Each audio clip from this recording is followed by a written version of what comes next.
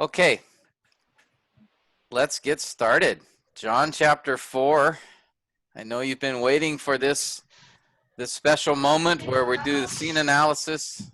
This has been something you've, I'm sure, had trouble sleeping all week because you're thinking about Tuesday morning and scene analysis, and so you've been so excited, I know. So here we are. Um, let's remind ourselves kind of where we're at in the process here. We're in the fourth step, the exegetical process, and in this step, this is the narrative analysis. We've done character analysis, setting analysis, and now we are diving into the scene analysis, which, as I mentioned last week, is I think the most significant part of the study. That's where we'll put the most effort, and that is where now we really get into breaking down the story into each scene and really examining each scene. And so again, the page numbers there from the teacher's manual, if you want to refer to those, pages 14 to 17. Now the scene analysis, let's remember just a couple of things by way of review. We discussed this briefly last week, but I just want to start our conversation here, and then we'll go to John 4, do the scene analysis there. But again, remember, scenes are the building blocks of the story. They take a whole story and they sort of divide it up into pieces. Most stories have at least one scene, not every story, but most of the stories we deal with will have several different scenes, and each scene is like a piece of the story that helps to build and develop the plot of the story. And when we understand the plot of the story, we can understand the point of the story. We'll talk more about plot in the next step called plot analysis, but basically plot just being what makes up a story, and that there's an intended purpose in the story. Many would say, like, the moral of the story is, like the Proverbs that Jesus shared. These are short stories that he would share, but they all had a point, correct? Jesus had a theological point embedded in the story. And so he told the stories, the parables, in such a way that we would see, oh, this is the point of this story. So those are short examples, but there are longer examples, of course. And so, but the story is really made up of these units of thought, which then allows the story to flow together, just like we discussed with epistles. Paragraphs have the same effect as a scene, where they too are a unit of thought as the author is expressing his flow of thought in an epistle. He's doing the same thing. The narrators, or the author of a narration, is doing the same thing in regards to a narrative, a story. So remember, that's the scenes of the story are the important building blocks. And since each scene is a series of events in a particular setting, okay, that's what defines a scene. It's certain events, certain dialogue, certain actions, activities that take place within a particular setting.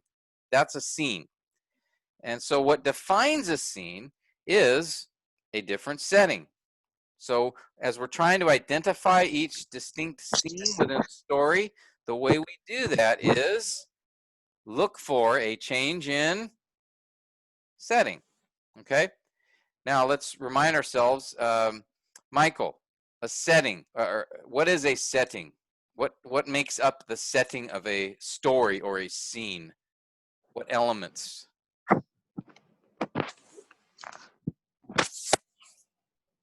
Sorry, unmute yourself there, Michael. I think the setting is concerned with the questions when, where the story took place, along with the manners and customs. Okay, very good. Well put. Yeah, we're looking at when, time, where, place, and also other objects in the place, characters, and then, yeah, culture plays a role in the setting. So for each scene, what we're looking for is when is there a changing setting? When is there a change in time, a change in place, perhaps a change in all of the characters? that will tell us we're on to another scene. Okay, and so that's what we're going to be looking for each scene. Now, the goal of scene analysis is simply this: trying to figure out what's the point of this scene. What's the author communicating in this scene? What's happened here? If I were to summarize this whole scene in a sentence, what would I say took place? And then as we step back from the story, as we look at each scene that's been laid out, we see the thread that connects each of those scenes together. All right, so that's what we're going to do here together. And let me just remind us here of the steps in scene analysis. These are the 3 steps that we're going to take play or carry out in the scene analysis. The first step is to read the story and make observations. And we did that last week. We read the story in the NIV translation, and we made several more observations. And we did that in 2 ways. The first way was we looked for additional observations in the story. We've done this step before early on. We do it again here because, as I mentioned last week, it's kind of like a detective coming back to the scene of a crime. He'll do that at the beginning of the crime. When the crime has happened and it's been discovered, the detective will go to the scene and make observation, try to get clues. But often what happens in police work is a detective will come back later to the scene of the crime. And why does he do that? Because now that he's examined and thought about the crime and maybe spoken to witnesses or tried to follow up with clues, he'll come back to the scene of the crime because there may be things now that he would notice better than he would have the first time. The first time, everything was new to him. And it's the same way for us. And that first time that we read the story and made observations, everything was fairly new. But now we've done some analysis. We've looked at characters. We've looked at setting. And so now we're ready to, again, sort of come back to the scene of the crime in a way, to come back to the story and see, is there anything else now that sticks out to us that we could observe? And then one of the things that can help us is by reading in these other translations as well and see how perhaps maybe they translated some things a little bit differently, and that might give us some further insight. All right, so again, we did that step last week, and that's where we stopped off at the end of our session last Tuesday. Now, the second step in scene analysis, after we have read the story several times and made further observation, is now to take the story and divide it up into each of its scenes. And again, the way we do that, look for a change in setting. So that's what we're going to do first with John chapter 4 in a moment here. We're going to read the story together, and then I had asked you guys to try to identify the different scenes within the story. So we're going to do that in a moment. And then the third step, part C here, is we're going to identify and give details for certain aspects in each scene. Maybe I should. And those aspects are the setting of the scene, the key characters in that scene, the important narrator comments in that scene, the important character dialogue in the scene, then the scene summary. And then finally, any general comments or thoughts as we step back and consider that scene. Okay? So hopefully that makes sense. These 3 steps are the 3 main steps in scene analysis. All right, and we've completed the first step, so we're going to go on to the second step. Before we do that, as we've been doing each week, let's once again read this story. This is in the New American Standard Translation, and we'll just read 6 verses at a time, as we've done in the past, and then we'll come back and continue in our scene analysis. So I'm going to start with Escarzon. If you could read verses 1 through 6, and then Pastor Bobby, if you could read verses 7 to 12, and then I'll call on the rest of you as we approach the next paragraph. So Escarzon, can you start us off, brother? Verses 1 to 6. So, verse 1, chapter 4. John, therefore, when the Lord knew that the Pharisees had heard that Jesus was making and baptizing more disciples than John, although Jesus himself was not baptizing, but his disciples were, he left Judea and went away again into Galilee. and he had to pass through Samaria. So he came to a city of Samaria called Sychar, near the parcel of ground that Jacob gave to his son Joseph. And Jacob's well was there. So Jesus, being wearied from his journey, was sitting thus by the well. It was about the sixth hour. All right, verse There 7, came, Pastor Bobby. okay. There came a woman of Samaria to draw water. Jesus said to her, "Give me a drink," for his disciples had gone away into the city to buy food. Therefore, the Samaritan woman said to him, "How is it that you, being a Jew, ask me for a drink, since I am a Samaritan woman?" For Jews have no dealings with Samaritans. Jesus answered and said to her, "If you knew the gift of God and who it is who says to you, 'Give me a drink,' you would have asked him, and he would have given you living water." She said to him, "Sir, you have nothing to draw with, and the well is deep. Where then do you get that living water? You are not greater than our father Jacob, are you, who gave us the well and drank of it himself and his sons and his cattle?" Okay, good. Uh, Anselmo, verse 13 to 18, please. Verse 13 to 18. Jesus answered and said to her, "Everyone who drinks of this water will thirst again. But whoever drinks of the water that I will give him shall never thirst.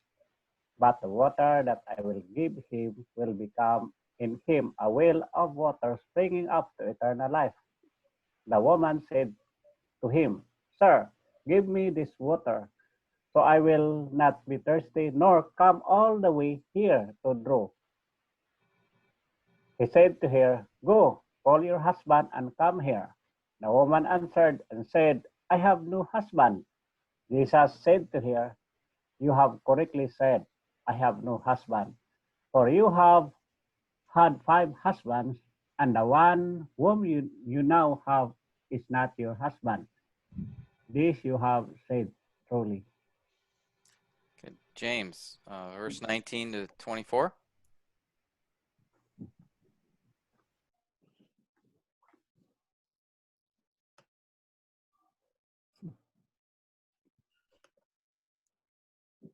Can you, James, you're muted still. I think it's muted. Yeah, Okay, there we go. Verse 19. again, verse 19. The woman said to him, "Sir, I perceive that you are a prophet. Our fathers worship in this mountain, and you people say that in Jerusalem is the place where men ought to worship." Jesus said to her, "Woman, believe me, an hour is coming when neither in this mountain nor in Jerusalem will you worship the Father. You worship what you do not know. We worship what we know, for salvation is from the Jews." Verse 23. "But an hour is coming, and now is, when the true worshippers will worship the Father in spirit and truth. For such people the Father seeks to be his worshippers. God is spirit, and those who worship him must worship in spirit and truth." Okay, thank you. Michael, verse 25 to 30. Okay.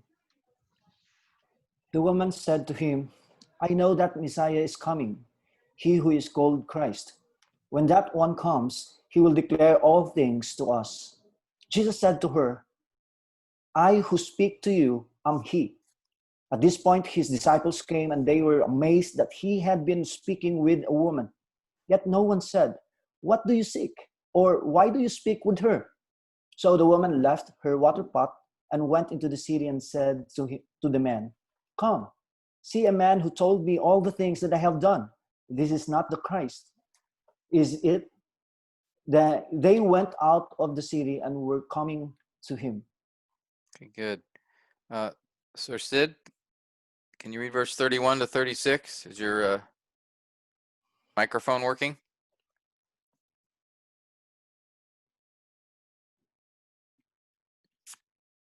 Can't hear you. Is your microphone on? Proceed.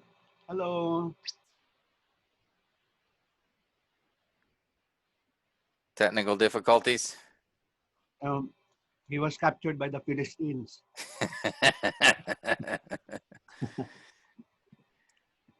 Okay, maybe we'll have Brother Noor read. There must be some problem with the microphone there.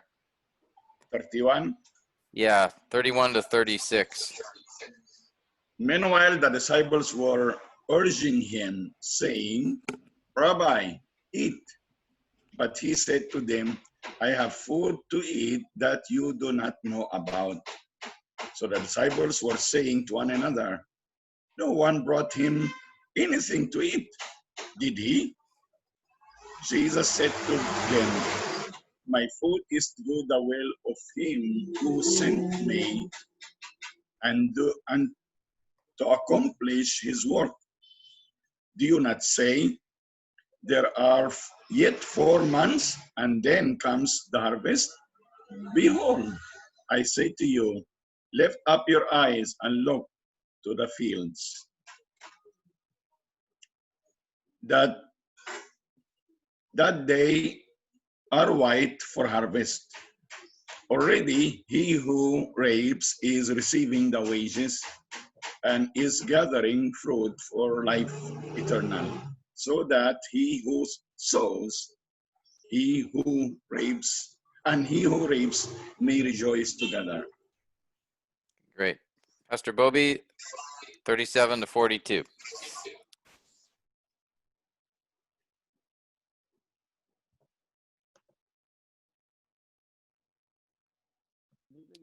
Okay. So for in this case, the saying is true: one sows and another reaps. I sent you to reap for which you have not labored. Others have labored, and you have not entered into their labor. From that city, many of the Samaritans believed in him because of the word of the woman who testified. He told me all the things that I have done. So when the Samaritans came to Jesus, they were asking him to stay with them, and he stayed there 2 days. Many more believed because of his word, and they were saying to the woman, it is no longer because of what you said that we believe, for we have heard for ourselves, and this know that this one is indeed the Savior of the world.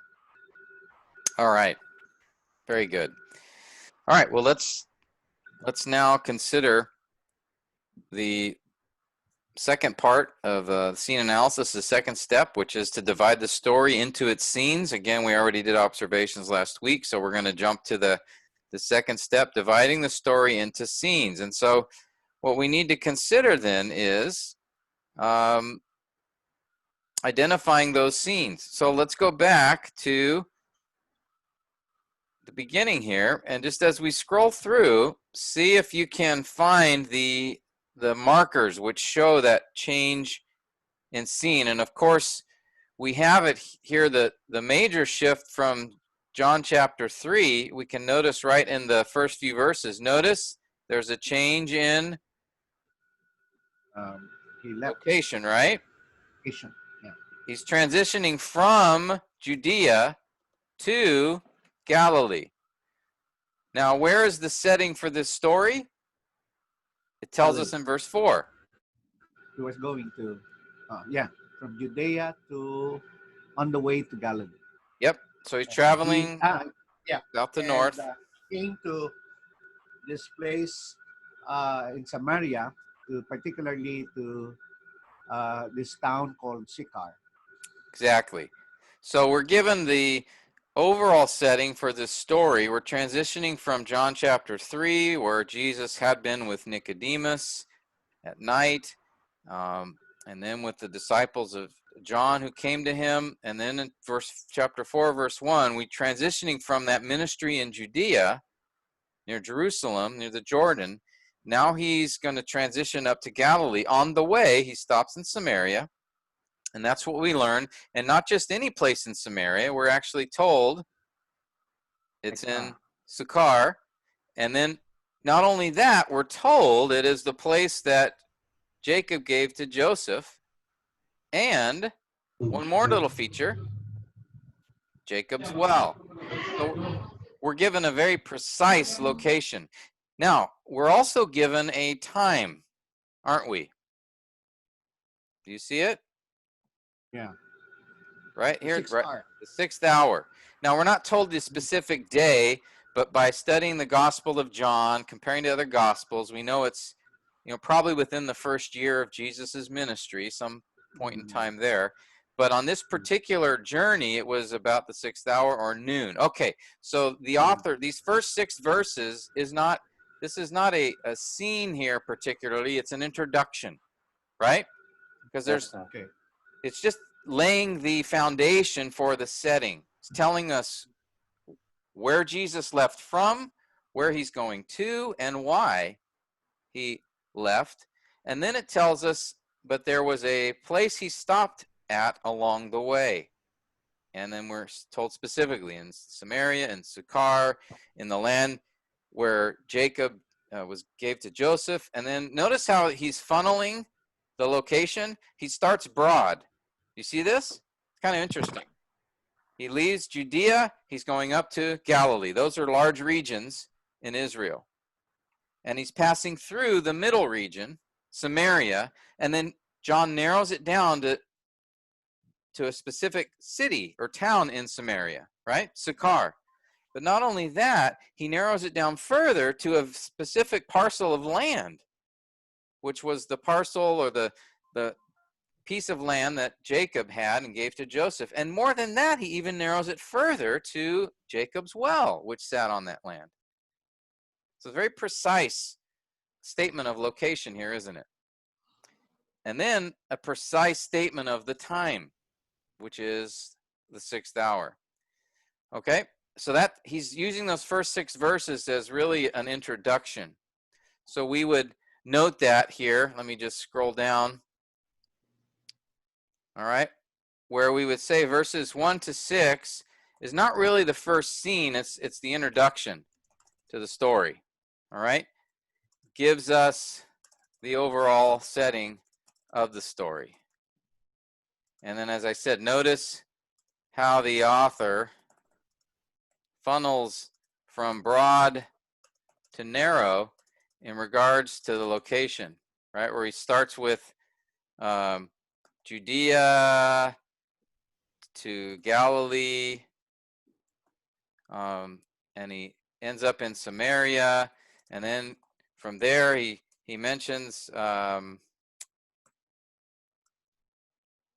Sychar. Sychar. And from there, he mentions parcel, Joseph's land given by Jacob. And then he even mentions very specifically Jacob's well. Okay, and then he tells us the time, which was the 6th hour.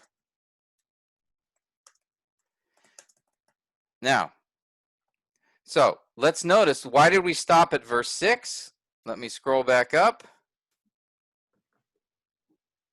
Because he finished giving us the full setting. Then in verse 7, notice something happens.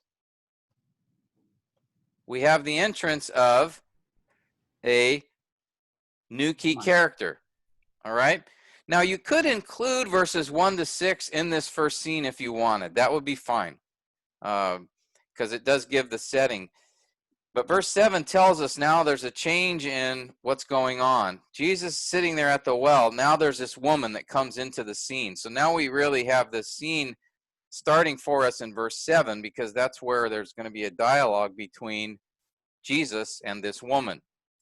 Now, I'm going to slowly scroll through starting from verse 7, and I want you to tell me at what verse do we see a change in the setting? Because that will tell us we have a new scene. Okay?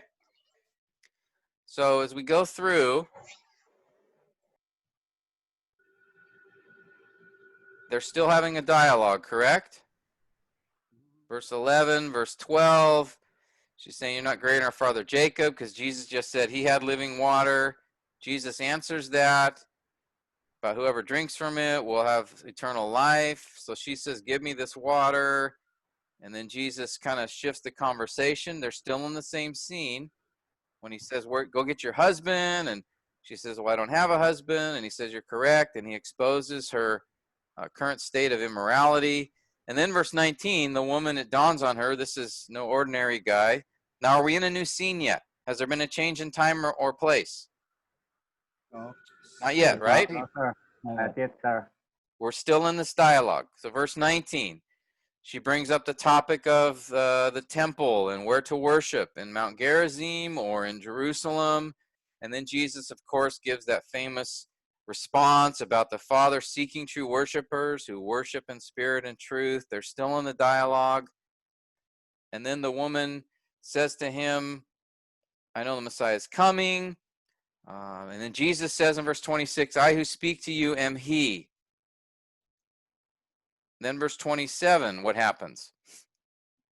Saints of The disciples come and the woman leaves.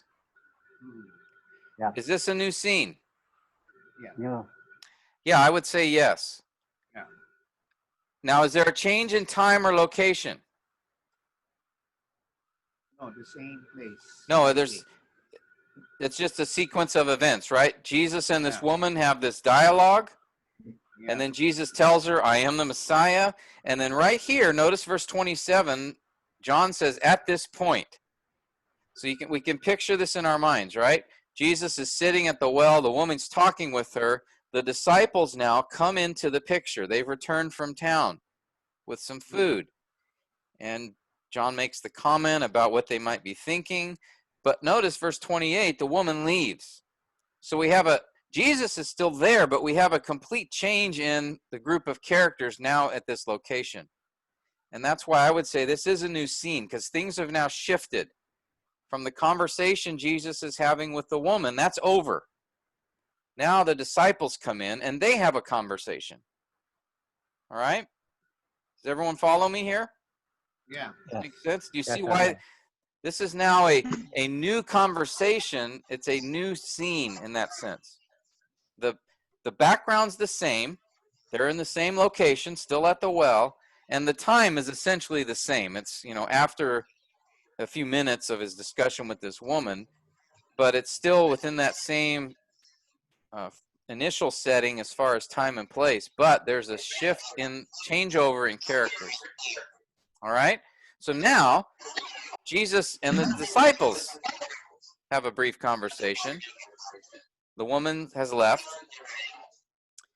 and she goes out to her village to speak with them. But meanwhile, verse 31, the disciples and Jesus are talking about, eating, and then Jesus shifts the conversation to focus them on eternal matters, right? He talks about this food that the Father's given him, and disciples don't quite get it. Speaks of a harvest that they're given responsibility to gather. And then he speaks of verse 38, I sent you to reap that which you've not labored. And then verse 39, the Samaritans start coming up from the city. And they came to Saints of Jesus.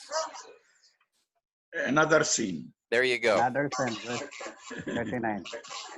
So Verse 39, now there's another group of people coming in, and the focus changes from the disciples to the Samaritans. And in fact, the Samaritans ask Jesus to